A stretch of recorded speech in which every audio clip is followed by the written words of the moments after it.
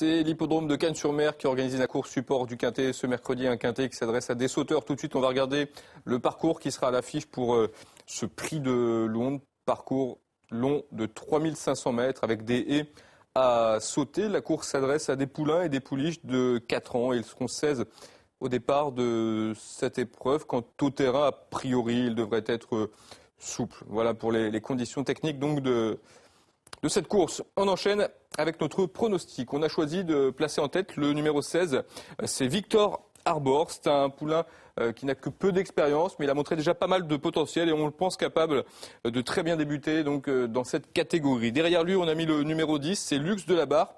Lux de la Barre qui va également participer à son premier handicap. Sa forme, là encore, est certaine, puisque lui vient de s'imposer sur les gros obstacles. Donc on attend une confirmation de sa part. Le numéro 9, Flight Zero, est troisième de notre pronostic. Logiquement, si on voit le numéro 16, Victor Arbor, qui vient de le devancer, c'était normal de garder dans notre pronostic donc ce numéro 9, Flight Zero. Après ces trois-là, on a mis l'As, Fiestine, pouliche qui a montré déjà pas mal de moyens. Elle sera logiquement l'une des favorites de la course, malgré le fait qu'elle portera 71 kilos. Profil un peu similaire pour le numéro 3, la sulfureuse, qu'on connaît bien, qui est très régulière.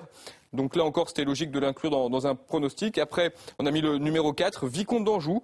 Un Vicomte d'Anjou qui reste sur deux bonnes sorties en steeple. Et puis derrière, on a terminé avec deux concurrents. Le numéro 12, tout d'abord, Haute Couture, une pouliche qui vient de s'imposer dans un lot certes inférieur, mais tout de même, ça nous prouve sa bonne condition du moment. Et enfin, on a terminé avec le numéro 15, First Moon qui reste sur une victoire en steeple et qui auparavant s'était bien comporté en terminant quatrième d'un lot assez intéressant qui lui confère ici une chance théorique tout à fait convenable. Je vous répète donc notre pronostic pour le Quintet de mercredi à Cannes-sur-Mer, le 16, le 10, le 9, l'As, le 3, le 4, le 12 et le 15. À bientôt.